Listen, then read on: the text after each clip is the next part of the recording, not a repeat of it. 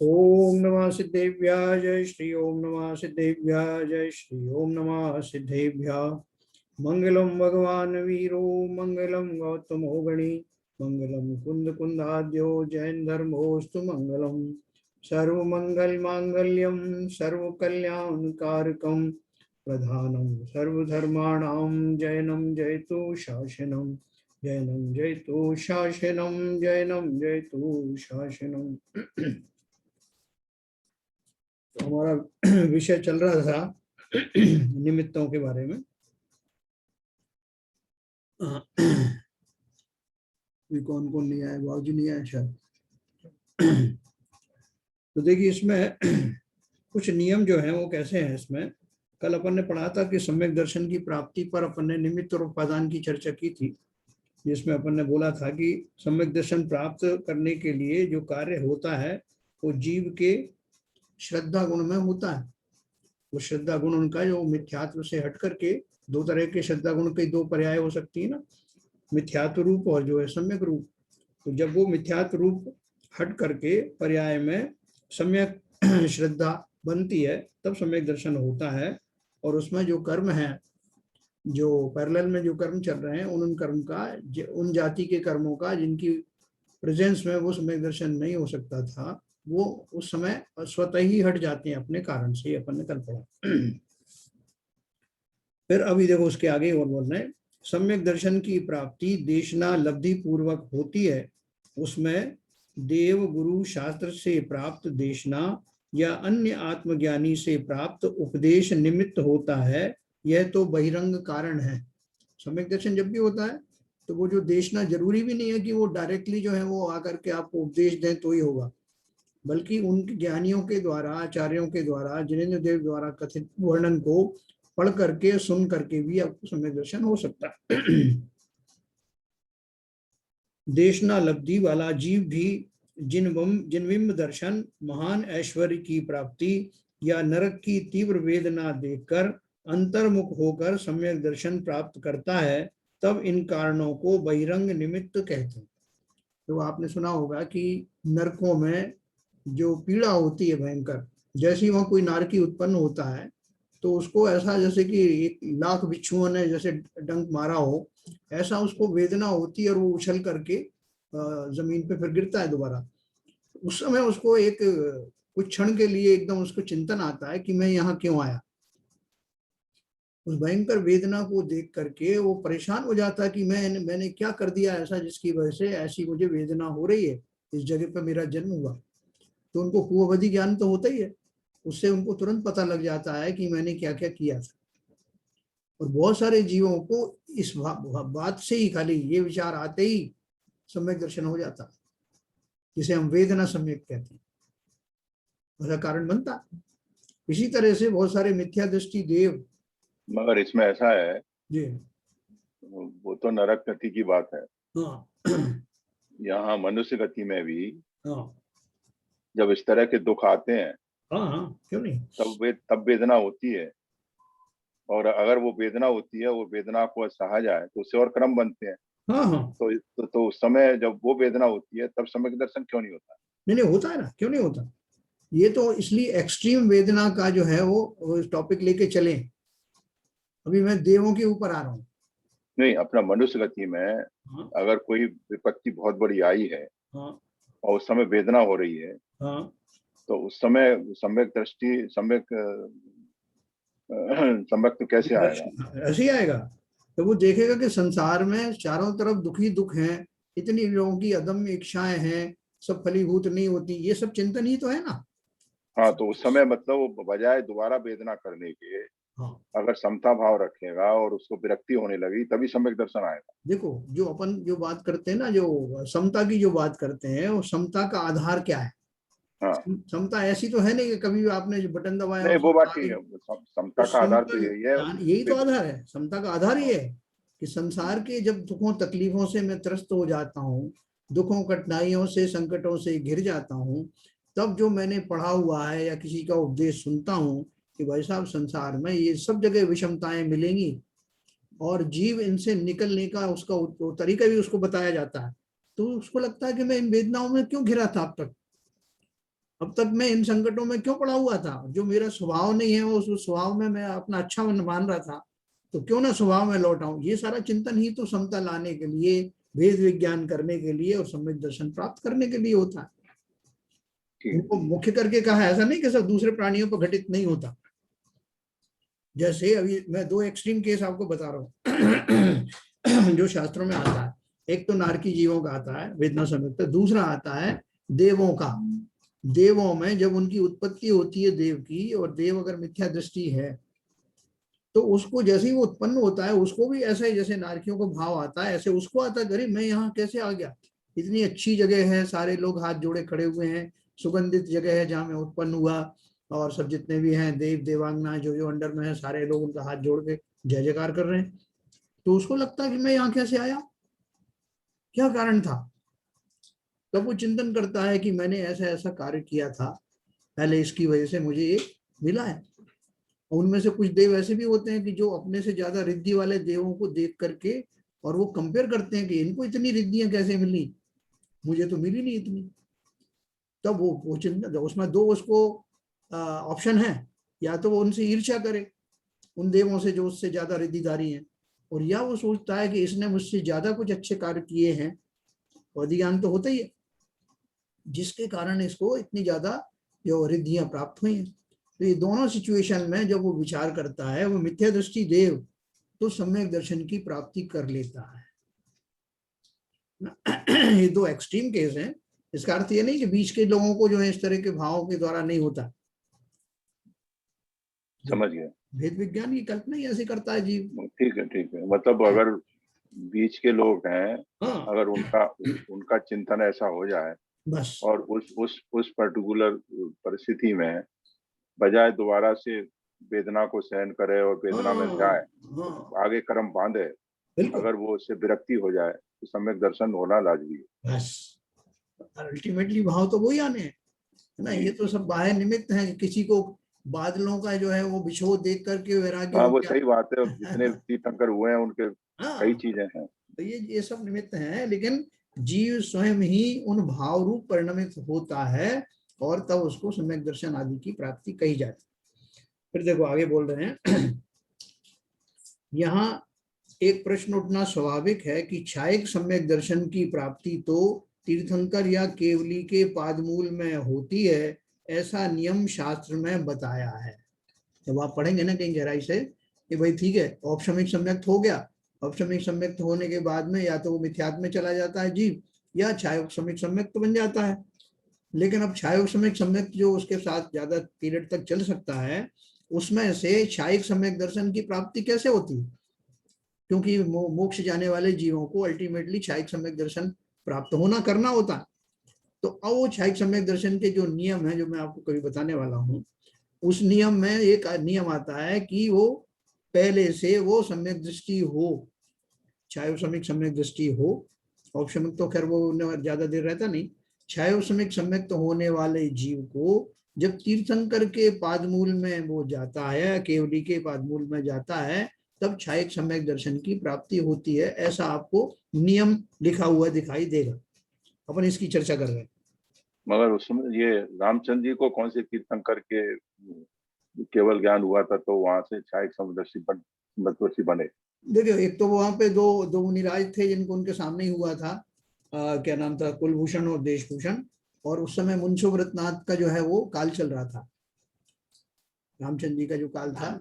हाँ, मुसबरनाथ का था। हाँ। हाँ, तो एक तो दो जो है वहां पर जो मुनिराज थे जिनके ऊपर में एक जो है वो व्यंतर देव उपसर्ग करता था निरंतर। वो जब उस जगह पे पहुंचे तो उन्होंने उसको जीता, उस व्यंतर देव को। बहुत उसका जो प्रकोप था, सीता जी और लक्ष्मण के साथ गए थे, और वहां जाकर उन्होंने उपसर्ग को हटाया। हटाते ही उनको दोनों को केवल ज्ञान हुआ। तो या तो उनको उस समय के भाव रहे होंगे, या मुंशव्रत नाथ के जो समोशरण में जाते थे तो अच्छा। वहां रहा होगा। तो देखो, अपन बात कर रहे हैं कि वो छायिक सम्यक दृष्टि होने के लिए जो नियम है कि उनके पादमूल में होता है, उसका अर्थ क्या है। तो ये बोल रहे हैं, देखो तीर्थंकर थे इसलिए कार्य हुआ ना, है ना, जब तीर्थंकर के पादमूल में गए इसलिए कार्य हो गया। अपन ने उस निमित्त को जो है हाईलाइट कर दिया। अभी पंचम काल में केवली भगवान तो है नहीं, इसलिए छायक सम्यक दर्शन नहीं होता। हम तुरंत जो है उनसे क्या कंक्लूजन निकालते हैं कि देखो आपने कहा ना कि जब तक कोई तीर्थंकर केवली नहीं हो तब समय तो छायक सम्यक दर्शन नहीं होता। अब पंचम काल में इसलिए नहीं हो रहा होगा क्योंकि अभी कोई है नहीं। बहुत सारे नियम जो उसके जो साथ में चलने वाले सहचारी गुण हैं, कारण हैं, जिन्हें हम निमित्त कहते हैं, जो निमित्त के पोषक जीव हैं, जिनको निमित्त में बहुत अच्छा भी लगता है और उनकी मान्यता भी यही है, वो निमित्तों को खड़ा कर देते हैं। जैसे कल अपन ने एक वो पढ़ा था ना उनकी दिव्य ध्वनि खिरने का, कि वो गणधर नहीं आए थे साहब इसलिए नहीं हुआ। तो ऐसे ही कुछ लोगों ने प्रश्न उठाया कि छायक सम्यक दर्शन इसलिए नहीं होता है क्योंकि अभी केवली भगवान और वो नहीं है। तो उन्होंने उसका उत्तर दिया है, देखो निमित्त से ही कार्य होते हुए दिख रहा है। छायक सम्यक दर्शन कार्य श्रद्धा गुण में होता है ना। श्रद्धा गुण की जो है वो लेवल है ना अलग अलग, औपशमिक सम्यक, छायक सम्यक, सम्यक और छायक सम्यक। जीव के परिणामों में विशुद्धि अत्यंत बढ़ती है, उसका प्रोसेस समझा रहे हैं छायक सम्यक दर्शन का।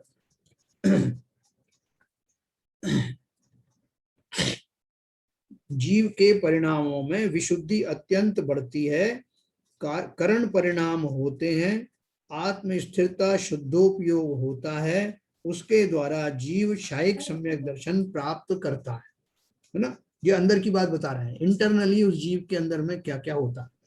तो बोलते हैं उसके परिणाम जो अभी भी अच्छे ही थे, क्योंकि समदृष्टि तो अभी भी है, वो छायक सम्यक है भले ही, लेकिन अब उसकी विशुद्धि और बढ़ने लगती है। और जो करण, तीन करण होते हैं ना, अदय करण, पूर्व करण और अब अनुवृत्ति करण, ये तीनों करण की जो है वहां पे फिर से मौजूदगी होती है। मतलब उन करण के योग्य भाव उनके फिर से आते हैं और आत्मस्थिरता शुद्धोपयोग होता है, उसके द्वारा जीव छायक सम्यक दर्शन प्राप्त करता। श्रद्धा गुण ही उसका उपादान कारण है, उसमें अंतरंग निमित्त कारण है। देखो कौन कौन से अंतरंग निमित्त कौन से हैं? 7 प्रकृतियों का क्षय। पहले तो क्या हुआ था, उपशम हुआ था, अच्छा उपशम हुआ था। अभी छायक सम्यक दृष्टि चल रहा का प्रकरण चल रहा है ना, तो वो 7 प्रकृतियों का क्षय, दर्शन मोहिनी की 3 और अनंतानुबंधी क्रोध आदि की 4। और ये जो है ये तो हो गए अपने अंतरंग निमित्त। और बहिरंग निमित्त कारण है तीर्थंकरों का सानिध्य। अपन ने पढ़ा ना 2 तरह के निमित्त होते हैं, अंतरंग और बहिरंग। अंतरंग में तो जो है ये हो गया, तो उस जीव के जो भाव इतने उत्कृष्ट हुए कि उनके उदय से, उनके निमित्त से, भाव तो जो उपादान हो गए, और उसके जो उनके जो कर्म थे मुख्य, वो एक निमित्त हो गए, अंतरंग निमित्त। और एक बाह्य निमित्त क्या हुआ, तीर्थंकर के पादमूल में, मतलब उनकी प्रेजेंस में। प्रेजेंस में क्या फर्क पड़ता है देखो बताते हैं। तीर्थंकर यदि जीवों को छायक सम्यक की प्राप्ति कराने वाले होते तो सब जीवों के हो जाना चाहिए था। वीतरागी भगवान एक भक्त पर प्रसन्न हो और अन्य पर नहीं, ये बात तो 3 काल में हो नहीं सकती। तो फिर क्या हुआ, तीर्थंकर की ओर देखते हुए, उनकी भक्ति करते हुए, उनका उपदेश सुनते हुए जीव छायक सम्यक दर्शन प्राप्त नहीं करता, परंतु बाह्य सब चीजों से लक्ष्य छूटकर निज शुद्धात्मा में स्थिरता होने से वह प्राप्त होता है। अपन क्या सोच रहे थे, जैसा वो जो है उनको तीर्थंकर या केवली जब मिलते हैं तो वो लिपट जाते होंगे उनसे बुरी तरह से, उनको भक्ति के भाव आ जाते होंगे, इसलिए छायक सम्यक दर्शन हो जाता है। तो वो क्लियर कर रहे हैं कि तुम लिपटने की तो बात कर रहे हैं, दूर दूर रही, वो तो उनका चिंतन भी नहीं करते जिस समय छायक सम्यक दर्शन होता है। उनकी प्रेजेंस में कैसे क्षेत्र से फर्क पड़ता है ना, क्षेत्र से भावों का बहुत फर्क पड़ता है। क्षेत्र काल का, क्षेत्र भाव, काल भाव और भाव, इन चारों का अपने अपने असर पड़ता है। असर किस पे पड़ता है, लोग तो कहते हैं कर्मों के उदय पे फर्क पड़ता है, वास्तव में जीव के भावों पे फर्क पड़ता है। उनकी प्रेजेंस में जीव अपने भाव स्वयं ही उसके वैसे होते हैं, वो कार्य निमित्त बनते हैं। तो ऐसे ही वो तीर्थंकर केवली के निमित्त में होने वाले उत्कृष्ट भाव, जिनमें भक्ति आदि के भाव तो जो है ये रागादि भाव है, वैसे भाव ना स्वयं में स्वयं के प्रति होने वाले विशुद्ध परिणाम उस छायक सम्यक का कारण बनते हैं। वैसे भी अगर आप किसी साधु के दर्शन करने जाएं जी। अपने श्रद्धा भाव से, हाँ आचार्य के दर्शन करने जाएं, हाँ तो उनका जो ऑरा जो होता है उसका इतना प्रभाव होता है कि आपके भाव अपने आप ही शुद्ध होने लगते हैं। हाँ, अब उच्च भाव होने लगते हैं, शुद्ध तो भाषा यूज नहीं करना चाहिए, शुभ भाव आने लगते हैं। बिल्कुल आते हम हैं। ग्रस्त हो, ग्रस्त अभी हो। कल कल जो है ना वो उनका आचार्य श्री का जो प्रवचन में सुन रहा था, तो जी। ये जो उसको रिद्धि के हिसाब से जो बता रहे थे, देव देव रिद्धि देख करके सम्यक दर्शन कैसे होता है, हाँ जो मैंने अभी आपको बताया। हाँ। तो आजकल उनका जो है प्रवचन भी जो है ना इस लेवल के, इस टाइप के चल रहे हैं। अच्छा। तो देखो, अपन बात कर रहे थे तीर्थंकर के पादमूल का अर्थ ये है, मतलब निमित्तों में हम क्या समझते हैं कि वो निमित्त थे, उनके कारण हुआ। निमित्त होते अवश्य हैं, क्योंकि हर जगह लिखा है कि जब जीव को छायक सम्यक दर्शन होगा तो वो तीर्थंकर के पादमूल में या उनके केवली के पादमूल में किसी सम्यक दृष्टि जीव को ही होगा। सम्यक दृष्टि जीव मतलब वो दूसरी कैटेगरी का, उसको छायक सम्यक पहले से है, अब उसको छायक होना है। तो इसका अर्थ क्या हुआ कि उसके भाव में और ज्यादा प्रगाढ़ता की आवश्यकता है। वो प्रगाढ़ता उसको उनकी प्रेजेंस में उसके भाव उत्कृष्ट जाति के होते हैं।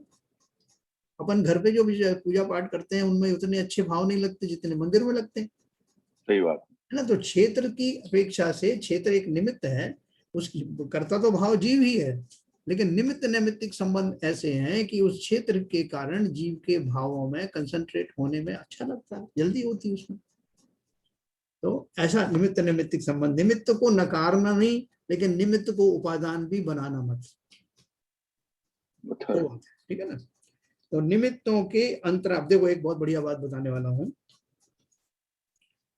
ये तो अपन ने सुन लिया कि ये इस लाइन को मैं फिर से पढ़ता हूँ। तीर्थंकर की ओर देखते हुए, उनकी भक्ति करते हुए, उनका उपदेश सुनते हुए जीव सम्यक छायक सम्यक दर्शन प्राप्त नहीं करता, परंतु बाह्य सब चीजों से लक्ष्य छूटकर निज शुद्धात्मा में स्थिरता होने से वह प्राप्त होता है। ये इस सिद्धांत को समझना कि मैं जो अपन हम जो कितनी अभी कितने समय से पहली दूसरी क्लास में पढ़े, हम क्या समझते हैं कि ये भक्ति करते रहेंगे तो एक ना एक दिन तो मैं भगवान बन जाऊंगा। जैसे अब शास्त्रों में भी लिखा है परंपरा से हो जाऊंगा, तो परंपरा का अर्थ क्या है? जो आदमी जो बच्चा पहली क्लास में पढ़ा है उसको बोले परंपरा से ये ग्रेजुएट हो जाएगा, तो उसका अर्थ ये कि अगर ये निरंतर क्लासें बढ़ता रहा तो उसकी परंपरा आएगी। लेकिन मैं एक ही क्लास में पढ़ा रहा हूँ, प्रारंभ में तो मुझे भी भक्ति आदि सब करना ही है, सब कुछ छठ आवश्यक पालन करना है, लेकिन जैसे जैसे ज्ञान बढ़ता है तो मुझे लगता है कि अब पर का आलम्बन कब तक। बच्चा होता है अपन उसकी उंगली पकड़ के उससे उसको चलाते हैं, ये बड़ा होता है तो उसका आलम्बन छोड़ देता है, फिर स्वयं का आलम्बन लेता है। ऐसे ही देवशास्त्र गुरु भक्ति आदि का जो आलम्बन है वो प्रारंभिक भूमिकाओं में तो आवश्यक है, लेकिन आगे आगे जब बढ़ेंगे तो मुझे ये भी जो है पढ़ने को मिलेगा कि जब कब मुझे सम्यक दर्शन होगा तो निज के बल पर ही होगा, अपने आत्मचिंतन से ही होगा, और सम्यक दर्शन के बाद केवल ज्ञान भी इसी कारण से होगा।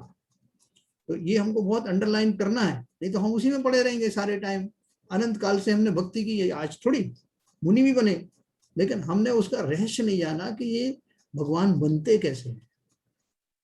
वो कहते हैं कि भक्ति अपनी जगह पर है, लेकिन उससे ऊपर उठ करके हमको जब समय आएगा तब तो हमको देवशास्त्र गुरु का आलम्बन भी छोड़ना पड़ेगा, छूट ही जाएगा। अब आगे बात करते हैं। निमित्तों के अंतरंग और बहिरंग भेद करने पर भी निमित्त तो निमित्त ही हैं, उसमें से एक अधिक बलवान हो और अन्य कम बलवान हो ऐसा नहीं है। जैसा वो आप बताना जरा, वो निमित्त आपने बताए थे उनमें से कौन ज्यादा स्ट्रांग है और कौन सा कम है, अंतरंग वाला कि बहिरंग वाला? बोले इस चक्कर में क्यों पढ़ते हो? क्यों? क्योंकि जब घटना घटित होनी होगी तो दोनों ही रहेंगे, इसलिए क्या फर्क पड़ता है कि कौन स्ट्रांग है और कौन वीक है ना। अपन तो वहां भी घटित करना चाहते हैं ना। तो बोल रहे हैं निमित्तों का दूसरे प्रकार से भी विभाजन किया जाता है। क्या विभाजन है? एक है प्रेरक निमित्त और दूसरा है उदासीन निमित्त। उस दिन शिवजन साहब भी कह रहे थे और भी सब लोग सोच रहे थे कि दो तरह के निमित्त होंगे, एक तो पार्टिसिपेट करने वाला और एक पार्टिसिपेट नहीं करने वाला।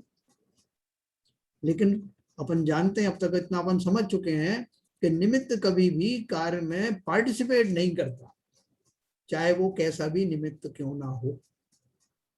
उसकी प्रेजेंस रहती है, उसकी अपनी पर्यायें चलती रहती हैं, लेकिन वो जीव में उसके भावों में घुस करके कुछ नहीं करता। तो देखो दो तरह के जो निमित्त बता रहे हैं, प्रेरक निमित्त और उदासीन निमित्त। ये कैटेगरी कैसे आई? इच्छावान और क्रियावान द्रव्यों को प्रेरक निमित्त कहते हैं। जिनकी इच्छाएं भी हों, मतलब ज्ञानी हो, और उसकी उनमें क्रियावती शक्ति हो, ये दोनों द्रव्यों को, दोनों जिसमें जो हैं एलिमेंट्स हों, दोनों खूबियां हों, उन द्रव्यों को प्रेरक निमित्त कहते हैं। इच्छा शक्ति से रहित या निष्क्रिय द्रव्य उदासीन निमित्त कहलाते हैं। जो ज्ञानवान नहीं है, जीवादि नहीं है ना, तो वो या फिर वो निष्क्रिय है, दोनों में से अगर एक है तो वो उदासीन निमित्त है। देखो अभी बताऊंगा आगे कैसे। प्रदेशों के हलन चलन तथा क्षेत्र क्षेत्रांतर करने को क्रिया कहते हैं। अपन क्रिया की डेफिनेशन अपन ने क्या पढ़ी थी? हलन चलन। हलन चलन में क्या होगा? डिस्प्लेसमेंट ही होगा ना, चाहे वाइब्रेशन कह लो चाहे कुछ भी, वाइब्रेशन डिस्प्लेसमेंट होगा। प्रदेशों के हलन चलन तथा क्षेत्र क्षेत्रांतर करने की क्रिया, एक जगह से दूसरी जगह जाने की क्रिया, जाने को क्रिया कहते हैं अपन। इस हलन चलन को, डिस्प्लेसमेंट को अपन क्रिया कहते हैं। यह मात्र जीव और पुद्गल द्रव्यों में ही पाई जाती है ना। कौन सी वाली क्रिया? जिसे अपन क्रियावती शक्ति कहते हैं। तो वो क्रिया किस में पाई जाती? क्रियावती शक्ति जीव में भी होती है और पुद्गल में भी होती है। 6 द्रव्यों में से सिर्फ 2 द्रव्यों में क्रियावती शक्ति पाई जाती है। बाकी 4 द्रव्य कौन से हुए? धर्म, अधर्म, आकाश और काल। इनमें क्रियावती शक्ति नहीं होती है ना। यह मात्र जीव और पुद्गल द्रव्यों में ही पाई जाती है, क्योंकि उनमें क्रियावती शक्ति है। क्रियावती शक्ति नहीं होने से अनादि अनंत सदा काल स्थिर रहने वाले धर्म, अधर्म, आकाश और काल निष्क्रिय द्रव्य हैं, इसलिए उन्हें उदासीन निमित्त कहते हैं। ये क्लियर हो गया आपको? अपन को काल लब्धि इसका मतलब उदासीन निमित्त हुआ। हाँ बिल्कुल उदासीन ही है। देखो अभी अपन को एक इसमें शंका आ सकती है कि साहब आपने बताया था कि धर्म द्रव्य जीवों को चलने में सहायक होता है, और आप बोल रहे हो कि वो खुद चलता नहीं। वो तो खुद थोड़ी चलता है, वो तो फैसिलिटेट करता है। फैसिलिटेट करता है, ऐसा थोड़ी कि आपकी उंगली पकड़ के ले जाएगा धर्म द्रव्य भाई साहब में धर्म द्रव्य। पानी में मछली तैर रही है, तो पानी तो आज है, मछली को वो फैसिलिटेट कर रहा है। फैसिलिटेट कर रहे हैं, बिल्कुल आपने सही शब्द से इस्तेमाल किया। तो ये चारों ही द्रव्य फैसिलिटेट करते हैं। आकाश द्रव्य अवगाहन देता है, हाँ भाई आकाश के नीचे स्पेस में रही, कौन मना कर रहा है? कौन मना कर रहा है ना। अधर्म द्रव्य जो है, आप रुकना चाहते तो आप रुकिए, अच्छा पेड़ के नीचे बैठो, छाव लो आप, है ना। तो ये जो निष्क्रिय द्रव्य हैं, अपन बोलते हैं कि साहब धर्म द्रव्य नहीं था इसलिए नहीं चल पाए, धर्म द्रव्य था तो चल पाए। वो तो स्थिर पूरे उसमें फैला हुआ है संसार में, उसका कार्य फैसिलिटी है, जो यूज करना चाहे करो, नहीं करना चाहे मत करो, वो किसी को मना नहीं करता। अब देखो, तो ये हो गया उदासीन निमित्त। उदासीन निमित्त है ना, आकाश अवगाहन देने में निमित्त होता है, काल वस्तुओं के परिणमन करने में निमित्त होता है, धर्म द्रव्य चलने वाले जीव और पुद्गलों को चलने में निमित्त होता है, अधर्म द्रव्य स्थिर रहने वाले जीव और पुद्गलों को स्थिर बने रहने में निमित्त बनता है। ये हमको क्लियर हो गया। अब दूसरे तरह के प्रेरक कौन से हैं, जिसको अपन ने बोला प्रेरक निमित्त। वो प्रेरक निमित्त कौन से हैं? जीव इच्छावान और क्रियावान दोनों होने से प्रेरक निमित्त कहलाता है ना। जीव के बारे में तो कोई शंका ही नहीं कि उसको इच्छा भी है और ज्ञान भी है, इच्छा भी है उसको और क्रियावती शक्ति भी है उसमें। तथा पुद्गल में भी एक, दोनों में से एक एलिमेंट तो है उसमें भी। कौन सा है? क्रियावती शक्ति। तो क्रियावती शक्ति होने से उसको भी प्रेरक निमित्त कह सकते हैं। क्योंकि प्रेरक निमित्त की डेफिनेशन में आइदर ऑफ टू और बोथ। मिट्टी में घड़ा बनने की क्रियावती शक्ति है, हाँ, तो प्रेरक निमित्त हुआ। अभी जैसे हवा चली, जब ठंडी ठंडी हवा चली, तो ठंडी ठंडी हवा जैसे मुझे स्पर्श हुई, तो मुझे जो है वो उस वायु के झोंके के कारण मुझे बहुत सारी चीजें होती हैं। जैसा वो मैं बहुत गर्मी में बैठा था, एकदम हवा चली ठंडी, हालांकि ये मेरा स्पर्शन इंद्रिय का जो है वो गुण है, लेकिन वो उसका मूवमेंट, हवा के मूवमेंट होने से मुझे प्रेरणा मिली। एक मोटा एग्जांपल मैं आपको दे रहा हूँ और दूसरी एग्जांपल भी अभी दूंगा। जैसे विद्यार्थियों को पढ़ाने वाले अध्यापक इच्छावान होने से प्रेरक निमित्त हैं। प्रेरक निमित्त है ना, क्योंकि वो उनको प्रेरणा देते हैं। अपन गुरुओं के लिए बोलते हैं साहब उन्होंने प्रेरणा दी, तो उनके उपदेश आदि जो चलते हैं और उनका भाव भी होता है कि जीवों का कल्याण हो तो अच्छा हो। वो अपना डायनेमिक है ना। श्री ललित जी बोल रहे थे ना, कुमार को तो आप मान नहीं रहे हो जो एक्चुअली काम करता हुआ दिखाई दे रहा है, और आप जो है वो मिट्टी की जो है यशो गाथा गा रहे हो। जब भी कहते हो आप मिट्टी की प्रशंसा करते हो, और वो कुमार बेचारा इतना परेशान होकर चला गया, उसकी आपने जरा तारीफ नहीं करी, पूरी जान लगा दी, जान लगा दी उसने, और वही दिखाई दे रहा है करते हुए सारा, वो मिट्टी तो दिख भी नहीं रही। तो ये जो है ये समस्या हमको क्यों आती है, क्योंकि हम जो है सब लौकिक एंगल से उसको देखते हैं, है ना। तो अब संसार में बहुत सी चीज लगाना, जैसे हमने आपने इतने बड़े बड़े जो महापुरुष आए, इतने गुरु आए, ज्ञानी आए, और आप तो बोल रहे हो देवशाद गुरु को भी कोई जरूरत नहीं है, अभी आप छोड़ दो। तो हम इतने ज्यादा वो हैं क्या, कृतज्ञ हैं क्या, जिन्होंने हमको बनाया, उंगली पकड़ के चलना सिखाया, और आप उनकी तो बात कर नहीं रहे, आप अपने आत्मद्रव्य की बात कर रहे हो। तो भैया जिसकी जो जैसी है, जो नियम है, वो तो बात करनी पड़ेगी ना। तो यहाँ बात कर रहे हैं कि अगर जो है प्रेरक निमित्त की बात करें, तो जैसे कोई गुरु है, वो शिक्षक है, उसके अंदर में ऐसी इच्छा भी होती है, डायनेमिकली भी दिखाई देता है, और उसकी प्रेरणा पाकर के जीव अपना भला भी करते हुए पाए जाते हैं। लेकिन वो प्रेरणा जो है वो कब कही जाएगी, जब जीव प्रेरित होने वाला प्रेरित हो, वरना तो उपदेश सब पानी में चला गया, है ना। प्रेरक इसलिए कहा कि उससे जीव प्रेरणा लेता है, और प्रेरणा तो वैसे हम जो है पुद्गलों से भी लेते हैं। जिनेंद्र भगवान की मूर्ति है, उसको देख करके, उनकी दृष्टि देख करके, समता भाव देख करके उनका, हम जो है उनसे भी प्रभावित होते हैं, तो दिखाई भी देता है पुद्गल द्रव्य, ठीक है ना। तो इसलिए उन्होंने दो द्रव्यों को प्रेरक द्रव्य बताया। कौन कौन सा बताया, इच्छावान और क्रियावान, दोनों में से एक या दोनों ही क्वालिटी जिसमें हो पाई जाए, उनको हम प्रेरक निमित्त कहते हैं। लेकिन बिल्कुल एक बात ध्यान रखना कि प्रेरक निमित्त का अर्थ ये नहीं कि वो आपके अंदर घुस करके कुछ करता ना, वो डायनेमिक होते हैं, इसलिए उनको प्रेरक कहा। जैसे विद्यार्थियों को पढ़ाने वाले अध्यापक इच्छावान होने से प्रेरक निमित्त हैं, और ध्वजा लहराती है तब हवा सक्रिय होने से प्रेरक निमित्त है। आपका झंडा जो हिल रहा है अपना, जब इसे कौन हिला रहा है, कौन सी ताकत है, हमें तो कोई आदमी नहीं दिखाई दे रहा दूर दूर तक, लेकिन जो ध्वजा हिल रही, तो बोल रहे हिल रही है, तो भाई साहब वो हवा में हिल रही है। तो हवा को ज्ञान है क्या, नहीं, ज्ञान तो नहीं है, लेकिन उसमें क्योंकि पुद्गलों के समूह से बनती है ना वायु भी, गैस वगैरह सब पुद्गल है, तो उनके समूह से वायु बनती है, और उनके समूह में सब क्रियावती शक्ति है, तो उस क्रियावती शक्ति के कारण ध्वज हिलता हुआ दिखाई देता है। क्या ललित जी समझ में आया दोनों चीज? हाँ जी, हाँ जी। निमित्त प्रेरक हो या उदासीन हो, पर द्रव्यों का कार्य करने में वह कोई मदद नहीं करता। देखो कोई मदद नहीं करता, इसको बहुत गहराई से समझना। कि आप अभी कहोगे, अभी ललित जी बोलेंगे आपने फिर वो कुमार को छोड़ दिया,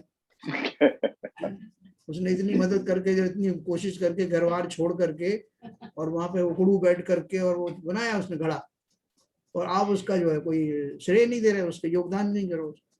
तो वो क्या बोल रहे हैं कि मदद का अर्थ समझिए, निमित्त प्रेरक हो या उदासीन, पर द्रव्यों का कार्य करने में वह कोई मदद नहीं करता, दोनों की स्थिति समान ही है। पर द्रव्यों का कार्य करने में, कुम्हार के लिए मिट्टी जो है परद्रव्य है, वो उसमें क्या कर पाएगा, मिट्टी की योग्यता बढ़ा नहीं सकता, मिट्टी में जो योग्यता है वो ऐसी रहने वाली है, उसमें घड़ा रूप परिणमित होने की है तो वही कर सकता है। वो उसका जो है बना करके उसकी कोई जैसे मेटल की कोई चीज है वो नहीं बना सकता। तो इसलिए एक अंडरलाइन इसमें क्या करना, हमें क्या करना, योग्यता तो बढ़ाई साहब, देता है सर, योग्यता तो बढ़ाई देता है। अगर मिट्टी खाली अगर मैं लेने जाऊं तो बहुत सस्ती मिल जाएगी, घड़ा लेके आऊंगा तो 400 रुपए का मिलेगा। हाँ योग्यता तो बढ़ गई। उसके अलावा ऐसा जैन साहब, ये बात तो नोट करने लायक है, हाँ आप इसका क्लैरिफिकेशन देंगे ही, हाँ जी, और एक चीज और है, वो उसको मिट्टी को गूंथ के पानी मिला के उसकी योग्यता इतना बनाता है कि वो घड़े में परिवर्तित होती है। हाँ, ये भी दूसरा पॉइंट है मेरा। यानी वो उनका भी इसी तरह का पॉइंट है हाँ ललित जी का, हाँ, है ना। मैंने उसको मैंने और अंदर एनालाइज करके आपको दिया, उन्होंने तो हाँ, एंड रिजल्ट बता दिया, प्रोडक्ट बता दिया। प्रोडक्ट जो खड़ा बना, और बिल्कुल हाँ आप ये कह सकते हो, और अपन ये भी कह सकते हैं कि जो खेत में जो मिट्टी डालते हैं उसमें उसका उर्वरक खाद वाद डाल करके उसका और उपजाऊ बनाने का काम किसान करता है कि नहीं। Yes yes, that is another तो एग्जांपल। आप कैसे कह रहे हो कि वो कोई मदद ही नहीं करता। हाँ तो देखो, अभी जो अपन ने हाँ अभी जो पढ़े हैं वही एग्जाम्पल इस पे लागू होते हैं। मिट्टी में जो फर्टिलाइजेशन फर्टिलिटी आई है उसमें कुमार घुस गया क्या। मिट्टी की बात कर रहे हैं, वो कौन सी मिट्टी, जो घड़े वाली मिट्टी, अब बोलोगे किसान वाली मिट्टी नहीं। हाँ ठीक है। तो उसमें जो जो उसमें उत्पादकता बढ़ी, वो मिट्टी के कण में दूसरे कणों के मिलने से जो एक स्कंद बना, उस स्कंद में एक विशेष प्रकार की योग्यता आई। तो आई क्या वो कुम्हार मिट्टी है, क्या वो पुद्गल परमाणु है, नहीं। नहीं, वो उसमें निमित्त बना कि उसमें उस तरह की योग्यता लाने के लिए जिस तरह के परमाणु का मिलान किया जाता है वो उसने अवेलेबल करा दिए। जिस तरह शिक्षक ने विद्यार्थी को प्रेरणा दी। हाँ, किताबें ला के दे दी कि और उसको उठा के, जो है पहले लाइट नहीं थी तो लालटेन ला के दे दी, नहीं, जैसे मैं, ज्ञान बढ़ाया, ज्ञान दिया उसका। ना, ज्ञान भी दिया। तो ज्ञान उसमें घुस नहीं सकता, अगर वो आदमी नहीं सीखना चाहता तो आप 10 जो शिक्षक खड़े कर दो, उसे आप कुछ सुनना भी ही नहीं नहीं। कर सकते। बोले भाई साहब बहुत कहा है, चारों दो चार शिक्षक आके इकट्ठे मेरे ऊपर चढ़ चढ़ बैठे, मगर मैंने जरा भी मैं समझा ही नहीं, पहले ही सोच मैं लिया था कि टस समझना नहीं। टस से मसीह नहीं हुआ। अब सोचो, वो कुम्हार मान लो कोई एक ऐसा होता है जो ज्यादा एक्सपर्ट नहीं होता, उससे उसके पिताजी ने कहा बच्चे से कि बेटा इस मिट्टी के अंदर में थोड़ी थोड़ी चीजें और ऐड कर ले तो इसकी जो है वो बन बढ़ जाएगी, उसमें मोबिलिटी ज्यादा आ जाएगी, पानी ज्यादा डाल देना। अब वो अज्ञानी था, उसने बहुत ज्यादा पानी डाल दिया। तो आप बोलोगे देखो सब पानी डालने से उसकी योग्यता बढ़ती है, लेकिन अब तो कहाँ बढ़ी, हो तो बह गई मिट्टी। या उसने कुछ ऐसी चीजें डाल दी जो उसमें जो है सहायक नहीं हुई। तो उस वस्तु की वो पर्याय जो उस घड़ा रूप परिवर्तित तो होने में निमित्त बने, है ना, और उन निमित्तों के आधार पर योग्यता तो मिट्टी नहीं बनाई, है ना। उसी तरह से जो अपन खेत की बात कर रहे हैं, तो खेत में रहने वाला जो किसान था उसने मिट्टी में क्या मिलाया, उस मिट्टी में दूसरे पुद्गल के कण मिलाने में वो सहायक बना, निमित्त बना। लेकिन वो खाद अगर उस योग्य नहीं हुई, आपने ज्यादा यूरिया डाल दी तो वो आपकी फसल को जला दे। तो वो योग्य कार्य जिसमें जिसमें एकदम प्रोपोर्शनेट जो चीज थी, वो उसकी उपलब्धि हो करके उस मिट्टी ने वो फसल उगाने का काम किया, वो मिट्टी ने ही किया, किसान उसमें घुसा नहीं। कहीं भी आप लगाना, ये बहुत एकदम अकाट्य सिद्धांत है। वो हमें क्या लगता है कि जो जो उसमें निमित्त कारण मिलते हैं, जो दिखाई देते हैं कार्य करते हुए, वो भी उपादान क्यों नहीं कहलाते, क्योंकि अपना जो क्या नियम है। वो तो क्लियर है साहब, हाँ। उपादान क्यों नहीं कहलाते, वो क्लियर। उपादान का सीधा सीधा अपना क्या है कि जो पर्याय, जिस पर्याय के प्रकट होने पर कार्य समझा जाता है, वो पर्याय उसी में से प्रकट होती है जिसे मैं कर्ता कहता हूं। वही उपादान है। कर्ता की समयांतर में होने वाली पर्याय ही उसका कार्य है, और उसका करने वाला वो द्रव्य स्वयं है। उस कर्ता के अतिरिक्त बाकी सब निमित्त हैं, कर्ता एक ही होगा। आप बोलोगे साहब सामूहिक मिलकर के हमने रस्सा खींचा, रस्सा कसी होती ना, रस्सा कसी में आप कैसे बोल रहे हो कि एक ही करता है, बोल सकते ना। इतने सारे जो है जुटे हुए हैं लोग बाग, और आप बोल रहे हो कि रस्सा एक है और सब लोग खींच रहे हैं, तो उसमें कर्ता कितने हुए। तो बोले अपनी अपनी हिसाब से सब करता हुए, सब में जितनी शक्ति लगाने का भाव आया अलग अलग आया, कितनी ताकत लगाऊं, और उनकी सामर्थ्य वगैरह थी वो सब निमित्त थी। लेकिन अंदर में जो भाव बने कि मुझे जीतना है, या जोर से झटका देके छोड़ देना है, सामने वालों को गिरा देना है, या खुद जीत जाना है, और जितने लोग खड़े थे सबके अलग अलग भाव थे, और शारीरिक क्षमताएं भी सबकी अलग अलग थी। इसलिए सारे ही उपादान थे उस अपेक्षा से, भावों की अपेक्षा से, सारे अपने अपने कर्ता थे। अपने अपने भावों के सब अपने अपने कर्ता थे, अपना अपना बल लगाने की जो भाव उनको उठ रहे थे वो उनके कर्ता थे, और घटना सामूहिक हुई। तो इसमें उसमें जो जीता, तो जीती वाली पार्टी में हाँ, उपादान कौन हुआ? नहीं नहीं, उपादान तो जो कार्य करने की बात बात है। अब जो नहीं जीत गए, नहीं, अब कार्य संपन्न हुआ। हाँ कार्य संपन्न कार्य हुआ। कार्य होना था, दोनों में से एक एक टीम को जीतना था। हाँ और दोनों दोनों टीमों में उसमें 10-10 लोग थे, उन्होंने अपने भाव से अपने अपने पुरुषार्थ किया। बराबर। और उसमें से जो टीम जीती, हाँ तो प्रोडक्ट तो काम तो हो गया। हाँ, तो काम हो गया तो मतलब उसमें निमित्त बना। तो इसमें उपादान सभी हुए ना। उपादान तो मैंने आपको बताया, उपादान अपने हाँ, भावों की अपेक्षा से उन्होंने, जीत का भाव किसको आया कि हम जीत गए, किसी को हार का भाव आया। तो जब जब भी आप घटित करेंगे तो जीव के भावों की अपेक्षा से उसमें निमित्त घटित उपादान घटित नहीं करेंगे। नहीं नहीं, भाव तो दोनों पार्टी के थे हाँ तो जीतने के। दोनों दोनों के हुए, एक नहीं, हारने जो में। हारी, जो हार रही थी पार्टी, जब हाँ तक वो हारे नहीं, हाँ तो उसके उसके उनके भी भाव जीतने के प्रयास थे। हाँ और जो जीती पार्टी, उसके भी जीतने के प्रयास थे। अब कितना किसका प्रयास ज्यादा रहा, वो पार्टी जीत गई। हाँ और वो कार्य हो गया। तो हाँ। वो उसमें जो निमित्त बने, तो वो उपादान जो हुए, उपादान तो सभी पार्टिसिपेंट हुए ना।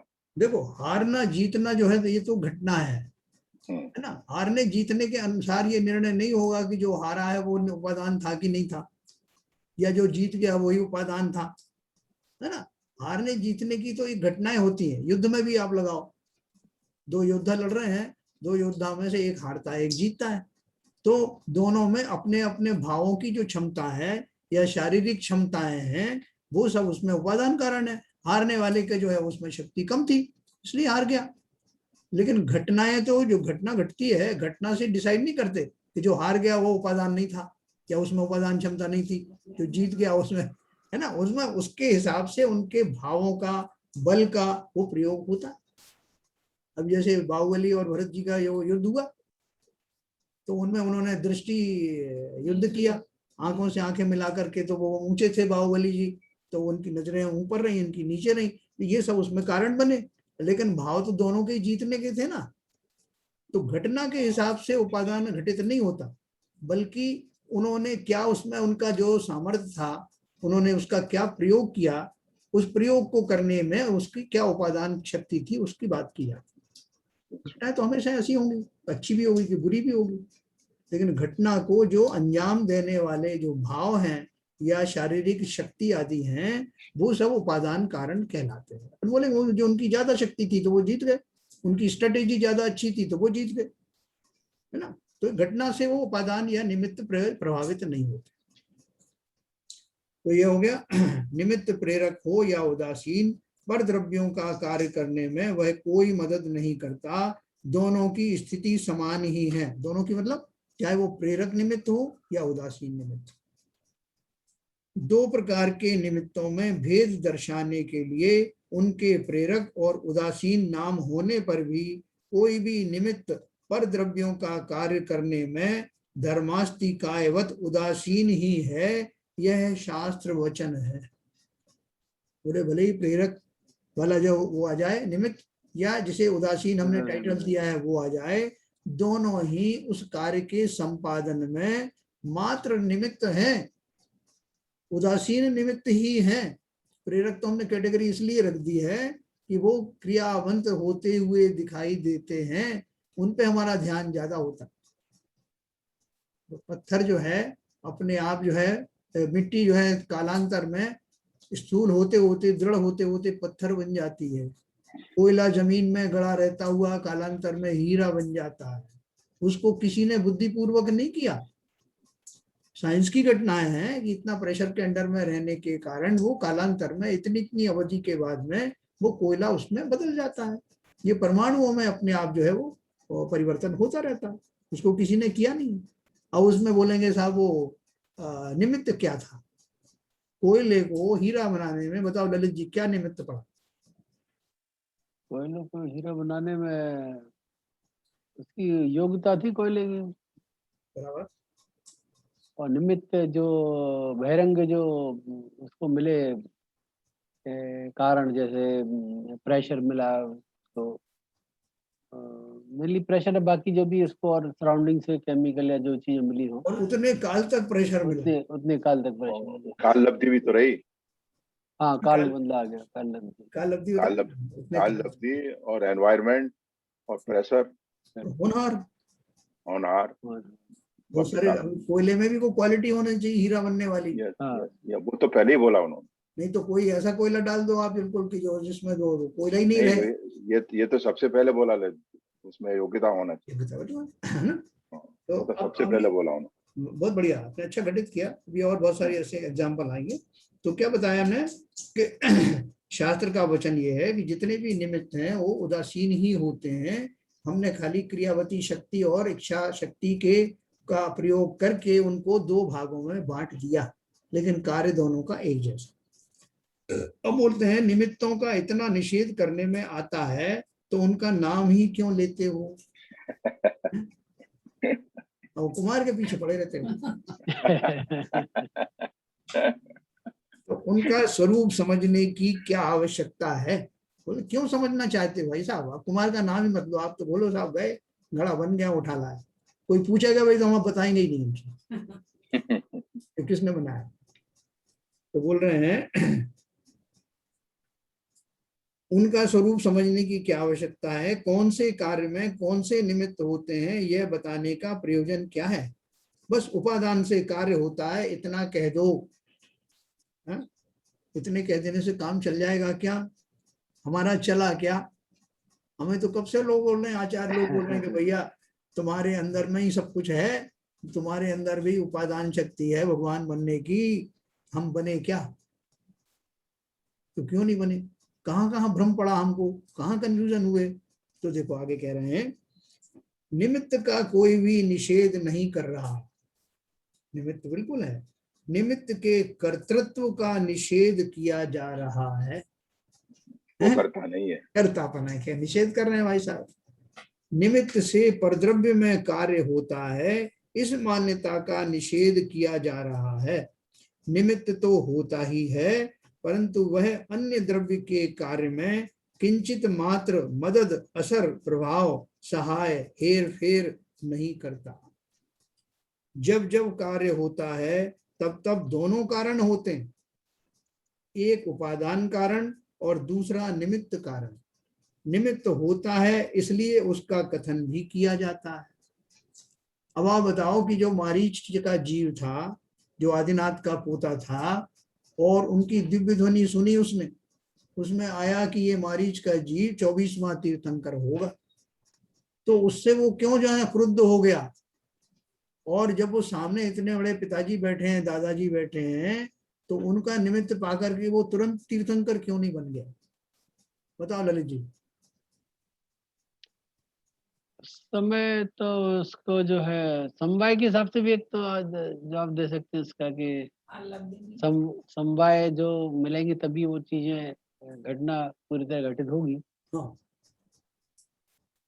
तो समवाय में जो अगर मान लीजिए योग्यता में उस समय उस लेवल तक उसकी योग्यता नहीं पहुंची है, हाँ। और खरापन शुद्धता उसके विचारों में आनी, भाव में आनी है, बराबर। और पुरुषार्थ उस लेवल का अभी तक नहीं किया जिससे कि योग्यता भी उसकी उस लेवल तक नहीं पहुंची है। बराबर। बाकी जो निमित्त हैं, उदासीन निमित्त जैसे आप बोल रहे हैं, मतलब काल लब्धि भी नहीं आई। काल लब्धि होना, लब्धि और उसके पूर्व कर्म के जो बंध थे, होनहार भी नहीं थी उस समय। होनहार भी नहीं थी। 24वां तीर्थंकर पहले के साथ तो हो नहीं सकता था। यस, है ना? तो 24वां ही बनना था उन्होंने। जो अब अपन बोले नहीं साहब, वो तो उनके मुंह से निकल गया, भगवान के मुंह से, कि 24वां तीर्थंकर बना, इसलिए वो मजबूर हो गए 24वां बनने। है निमित्त, देखो निमित्त के जो जिन्हें निमित्त की समझ नहीं वो ऐसा कह सकते थे भाई साहब, अब उनकी वाणी में निकल गया, और तीर्थंकर की वाणी तो गलत होती नहीं।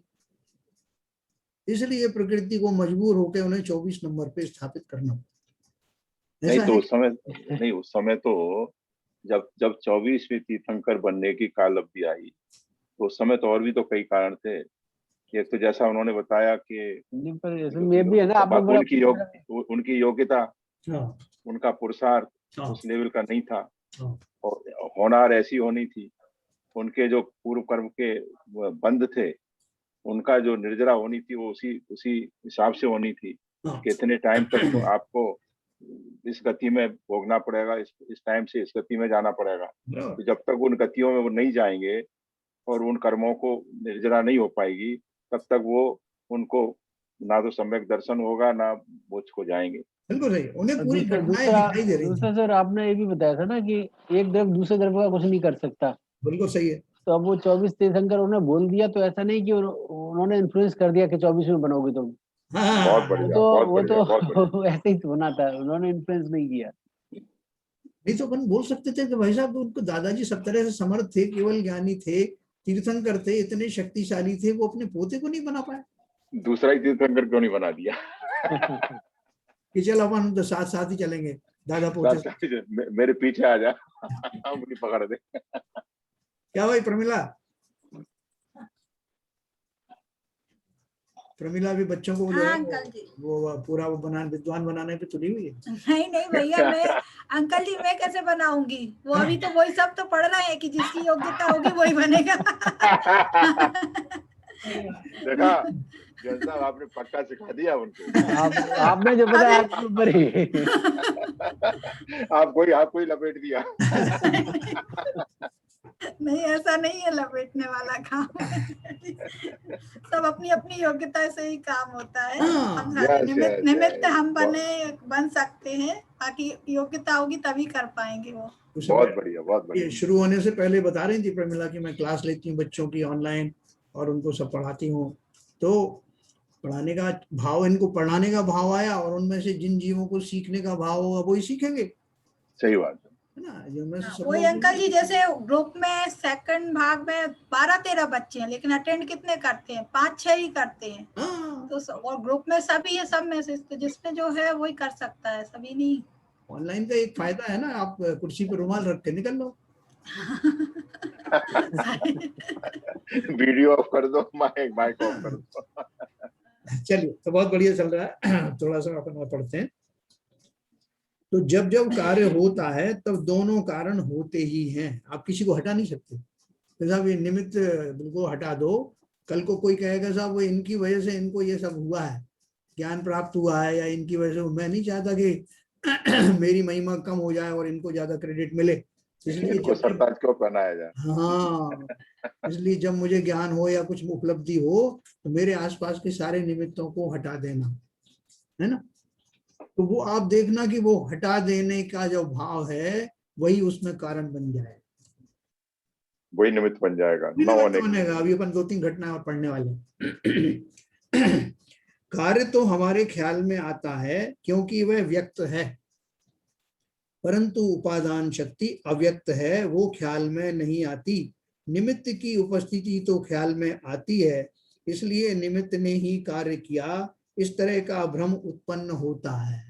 जैसे अभी अपन रस्साकसी की अपन बात कर रहे थे ना, तो रस्साकसी में अपन किस पे जा रहे थे उसमें, कि वो जो घटना हुई उसको तो हमारे ख्याल में आता है, लेकिन ना कार्य तो हमारे ख्याल में आता है क्योंकि वह व्यक्त है, दिखाई दे रहा है, परंतु उपादान शक्ति अव्यक्त है, वह ख्याल में नहीं आती कि उन जीवों के क्या भाव चल रहे थे, उनकी शारीरिक क्षमताएं कैसे काम कर रही थी, ये हमें ध्यान में नहीं आता।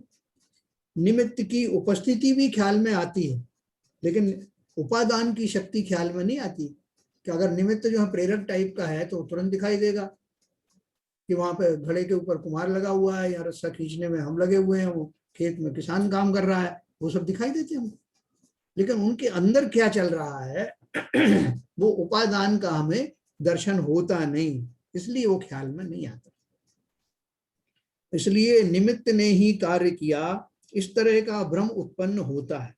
निमित्तों को स्वीकार ही नहीं करेंगे तो ज्ञान झूठा होगा। देखो लाइन समझना, निमित्तों को स्वीकार ही नहीं करेंगे तो ज्ञान झूठा होगा, और निमित्त से कार्य होता है ऐसा मानेंगे तो श्रद्धा झूठी होगी। वाह। एक बार फिर से बोलता हूं, निमित्तों को स्वीकार ही नहीं करोगे तो ज्ञान झूठा होगा।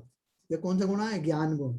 और निमित्त से कार्य होता है ऐसा मानोगे तो श्रद्धा झूठी होगी। हमारे दोनों श्रद्धा और ज्ञान दोनों गुण झूठे हो जाएंगे। जब तक निमित्त से ही कार्य होता है यह मान्यता रहेगी, तब तक उस जीव को निमित्त अधीन दृष्टि छूटेगी नहीं। देखो, हम कहीं ना कहीं जो हमारे अंदर में रहता है, ये कह जरूर नहीं रहे हैं, लेकिन वास्तव में तो निमित्त कुछ ना कुछ तो करता ही है। कुछ ना कुछ तो करता ही। जब इतनी जोर जोर से बोल रहे हैं तो अब इनके सामने क्या बोलें? या तो इनसे एकांत में पूछेंगे, और या अपन तो यही धारणा बनाए रखो ना, अपना कौन क्या बिगाड़ रहा है। तो वो धारणा छूटती नहीं आसानी से। वो कह रहे हैं जब तक निमित्त से ही कार्य होता है ऐसी मान्यता रहेगी, तब तक उस जीव की निमित्ताधीन दृष्टि छूटेगी नहीं। अपने कार्य के लिए वह अन्य व्यक्ति तथा कर्म की ओर आशा भरी निगाहें लगाकर बैठेगा, पर पदार्थों का महात्म कभी कम नहीं होगा और दृष्टि व ज्ञान कभी स्व की ओर नहीं मुड़ेंगे। इस सिद्धांत हमें क्यों समझाया जा रहा है कि भाई साहब, आप अपना भला स्वयं ही कर सकते हैं। यात्री अपने सामान की स्वयं हिफाजत करे, लिखा रहता है बसों में, है? तो कहते भाई साहब, आप भी तो चल रहे हो साथ में, कंडक्टर महोदय ने पैसा दिया, आप क्यों नहीं कर रहे रक्षा? तो भाई साहब, जैसी रक्षा आप कर सकते हो वैसा दूसरा नहीं कर सकता, क्योंकि जितना आपने आपका अपनापन है उसमें, उतना दूसरे का थोड़ी हो सकता। उसी तरह से अपनी भावों की रक्षा कौन करेगा? मैं ही करूंगा। इस दृष्टि को लाने के लिए ये सारी रामलीला चल रही। जब जब भी सम्यक दर्शन या कोई भी कार्य होगा, निज के उपकार का कार्य होगा, तब तब वो जीव स्वयं ही करेगा। ना उसके शिक्षक, ना उसके माँ बाप, ना देव शास्त्र गुरु, कोई भी कार्यकारी डायरेक्टली नहीं होंगे। इनडायरेक्टली होंगे तो उसे निमित्त कहाँ मना किया। और निमित्तों से के बिना कार्य रुकते नहीं, निमित्तों के बिना नहीं रुकते करती है। निमित्तों पे दृष्टि रखने की जरूरत नहीं। जब काल लब्धि आएगी, कार्य होना होगा, तो अनुकूल निमित्त मिलेगा ही मिलेगा। अपने आप खींचे चले आएंगे, अपने आप आएंगे, अपने आप आएंगे। मैं अन्य पदार्थों का, धंधा व्यापार का, घर गृहस्थी का करता हूं, ऐसी मान्यताएं जब तक रहेंगी तब तक कर्तृत्व बुद्धि का बोझ कभी हटेगा नहीं। तो भाई ये पढ़ाते जरूर रहते हैं, और अब इनके सामने क्या कहें, इतने लोग और भीड़ में देख रहे हैं, ज्यादा बहस करना नहीं चाहता, लेकिन अगर मैं ना हूं तो ये गृहस्थी कौन चलाए? ये आगे चला के दिखा दें। ये कैसे चलाते हैं? ये कैसे चलाते हैं? धन आदि कौन कमाता है? और महिलाएं भी सोचेंगी एक दिन रोटियां बंद कर देंगे तो साहब को याद आ जाएगी नानी, है? और ये बोलते हैं कोई मदद ही नहीं करते। तो देखो, एक्चुअली बोल रहे हैं कि जो कर्ता भाव, उसमें हमारी गलतफहमी क्या है। मैं अन्य पदार्थों का, धंधा व्यापार का, घर गृहस्थी का करता हूं, ये ऐसी मान्यताएं रहेंगी तब तक कर्तृत्व बुद्धि का बोझ कभी हटेगा नहीं। पर कर्तृत्व के अहंकार और आकुलता के साथ जीव अपने शुद्धात्म स्वरूप का निराकुल वेदन नहीं कर सकता। देखो, दैनिक जीवन में भी अपने को लगा रहता है कि पता नहीं भाई साहब ये कब तक जो है पेंशन आ रही है, चलेगी कि नहीं चलेगी, बंद ना हो जाए कहीं, या वहां से इनकम आ रही कहीं वो ना चली जाए। तो हमारी जो निमित्ताधीन बुद्धि है वो निरंतर रहती है कि अगर ये नहीं होंगे तो क्या होगा।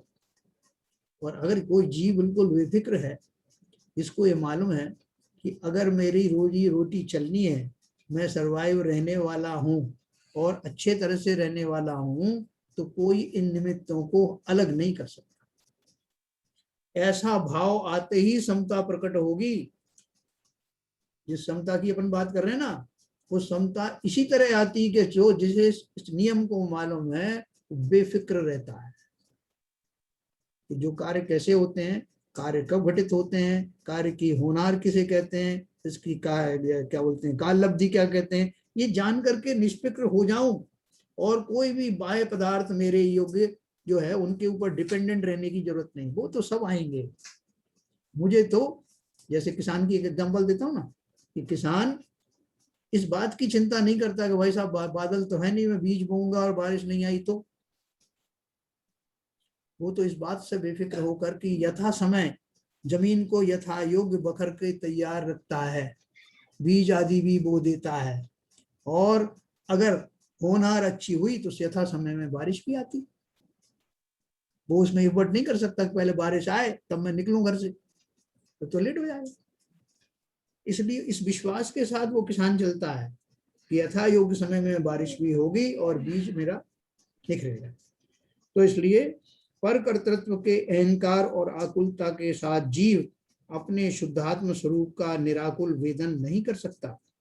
प्रत्येक पदार्थ की एवं उनके कार्यों की अनंत स्वतंत्रता स्वीकार करने वाला जीव ही स्वयं के स्वतः सिद्ध स्वरूप में लीनता धारण कर सकता। उसका सम्यक दर्शन रूपी कार्य सहज ही प्रकट होता है। वह कार्य प्रकट करने की भी आकुलता नहीं रहेगी। जो जीव सम्यक दर्शन प्राप्त करते हैं उनमें किसी तरह की आकुलता उस काल में बिल्कुल नहीं होती। किसी तरह की इधर उधर की जो है भटकाव ही नहीं होता, क्योंकि अगर भटकाव हो तो सम्यक दर्शन वाली जो आत्म स्थिरता है वो होगी नहीं। और सम्यक दर्शन होता ही उन जीवों को है जिन्होंने वस्तु व्यवस्था को अच्छे से समझ लिया है, और तब वो आगे बढ़ता है किसी बात की परवाह ना करते हुए। नहीं तो आकुल व्याकुल रहेगा तो वो क्या कर पाएगा। जैसे उस नमोकार मंत्र साधा था अंजन चोर ने, आड़म साड़म कछु न जानू सेठ वचन उच्चारण, तो वो स्थिरता कहाँ से लाया कि क्या होगा देखा जाएगा। सेठ ने कहा है तो बिल्कुल सही होगा, अगर मरना भी होगा तो मर जाएंगे, कोई बात। तो ऐसा चिंतन जो है, जब आत्मस्थिरता होती है, जीव को ये नियम बैकग्राउंड में होते हैं, तभी आत्मस्थिरता होती है, तभी जीव का कार्य होता है। उन आकुलताओं को हटाने के लिए ये नियम हम पढ़ रहे हैं। तो लास्ट है, तो कोई बोलता है कि उपादान तो अनादि का है, हमारे द्रव्य और श्रद्धा गुण में शक्ति तो है, परंतु आज तक सम्यक दर्शन रूपी कार्य क्यों नहीं हुआ। आज तक निमित्त नहीं मिला था, इसलिए ना। नहीं नहीं है ये गलत। निमित्त नहीं मिला था गलत है, हमारा पुरुषार्थ ही नहीं हुआ। तो बोल रहे हैं कि भाई साहब आप जो हमें बराबर उपदेश दोगे तभी तो हम होंगे कामयाब। वो तो सारे निमित्त, वो तो एक निमित्त है उसमें। उपदेश तो ढंग का मिला नहीं। आप कहीं कुमार की बात करते हो, किसान की बात करते हो, तो कहाँ से हो सम्यक दर्शन। तो इसलिए नहीं हुआ। तो वो कह रहे हैं जिनकी निमित्तों के ऊपर में दृष्टि होती है वो उसी पे भरोसे बैठे रहते हैं कि साहब एक दिन निमित्त आएगा तब होगा। आप गुट्टी पिला देंगे उसको। अब भी निमित्त को ही कार्य का नियामक यानी कार्य कब संपन्न होगा यह निश्चय करने वाला अगर कारण मानते हैं तो उससे इस तरह की गड़बड़ी होती है, क्योंकि हमें अभी उपादान के भेदों की जानकारी नहीं है। उसे पढ़ने के बाद हमारे ख्याल में आएगा कि श्रद्धा गुण अनादि का होने पर भी कार्य कब होगा, इसका नियामक उपादान भी द्रव्य में ही विद्यमान है। मैं जीव द्रव्य हूं, मेरे अंदर श्रद्धा गुण है, वही श्रद्धा गुण मेरा जो है सम्यक होने वाला है, बाहर से नहीं आने वाला। ये तो पक्की श्रद्धा रखो, अपने श्रद्धा गुण की श्रद्धा तो रखे ना। तो इस प्रकार उपादान की ये चर्चा हम भविष्य में और करने वाले हैं। अगर आप लोग बोर हो गए हो तो मैं इस चर्चा को बंद करूं, नहीं तो अपन कल इसको और आगे बढ़ाएं। बिल्कुल आप बढ़ाइए आगे साहब, आगे बढ़ाइए। बोर तो होने का सवाल ही नहीं। तो आज थोड़ी सी और क्लैरिटी बढ़ी। बिल्कुल है ना। अभी कल जो है सब लोगों से एग्जांपल लिया जाएगा, इसमें निमित्त कौन है, इसमें उपादान कौन है, सब बताएंगे। ना प्रॉब्लम यही है कि इन चीजों को गृहस्थी में बहुत मुश्किल है फॉलो करना। हाँ बिल्कुल सही है। देखो अपन क्या सोचते हैं कि शास्त्र की बात जो है वो उस क्षेत्र के लिए ठीक है, धार्मिक क्षेत्र के लिए, लेकिन व्यवहार की बात जो है वो व्यवहार में ये चीजें घटित नहीं होती। अभी भी गड़ा जो है कुमार नहीं बनाया है। नहीं वो तो ठीक है, प्रैक्टिकली देखा ना एक्चुअली कि इसको जो है सम्यक दर्शन बड़ा इशू है, तो अगर गृहस्थ की जिम्मेदारी के साथ आप कैसे ले इसको। हाँ ये बात सही है कि निमित्त अगर हम ऐसा सोच लें तो फिर हम दिन भर जो करते रहते हैं वो सब हम यही करते रहते हैं। अंकल जी भ्रम टूट गया कि हम खाना बना के खिलाते हैं। बहुत बढ़िया। देखो इतनी जल्दी नहीं टूटेगा, ये भ्रम हाँ। इतनी जल्दी नहीं टूटेगा। कभी कुछ तो ऊपरी अभी तौर सुनने पे से आगे लगता है नहीं, वो। अभी सुन रहे हैं तो अभी यही सोच रहे थे ना कि हम तो वैसे ही बोलते रहते हैं, हम तुम लोग को बना बना के खिलाते हैं। नहीं, देखो उसमें भी उसने कुछ सच्चाई तो है, सच्चाई निमित्त की है, निमित्त की सच्चाई है, हम उसको निमित्त की प्रमोट कर देते सच्चाई। हैं। उपादान तो वस्तुएं हैं जो खाना बनाने योग्य हैं। और जैसे ऐसा भाव आ जाए फिर हम ये सब काम हमें लगेगा बेकार है, हमें ये सब हाँ, नहीं वो करना, खाना- हमें तो अपना ही कल्याण करना है। भाई तो क्या देखो, होगा? जो खाना खाने वाले हैं वो आपको ऐसा मानने नहीं देंगे, उनका वो भारी कह रहे हैं, नुकसान। नहीं नहीं तुम ही बना के खिलाती हो, हाँ, उनका भारी नुकसान हो जाएगा, वो तो और क्रेडिट देंगे, लेकिन जब से उपदेश सुना आप और अच्छा बनाने लग गई। और स्वाद आने लगा है। और आप और श्रद्धा से बना रही हो, क्योंकि श्रद्धा भाव, श्रद्धा गुण आपका और उन्हें भी जागृत डर हो लगता गया। है ना, ये निमित्त छूट ना जाए।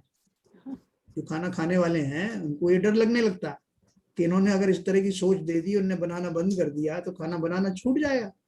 नहीं सर, बल्कि दोनों ही चाहिए ना, नहीं उपादान छूट रहा है। निमित्त दोनों दोनों होना चाहिए ना, तभी काम जब- होगा। अंक मैं क्या कह रहा हूँ कि आपके उपदेश सुनने से उनका श्रद्धा गुण का शक्ति और बढ़ गई और उस श्रद्धा से और अच्छा खाना बनाने लगी। फिर भी धमकी तो सब दे ही कार्य सकती हैं निमित्त साहब। नहीं हुए। है ना, तो कल अपन इसकी चर्चा और करेंगे। ठीक है रितु जी, ठीक समझ में आ रहा है थोड़ा? हाँ अंकल जी अच्छे से आ रहा है। चलिए जिनवाणी स्तुति करेंगे।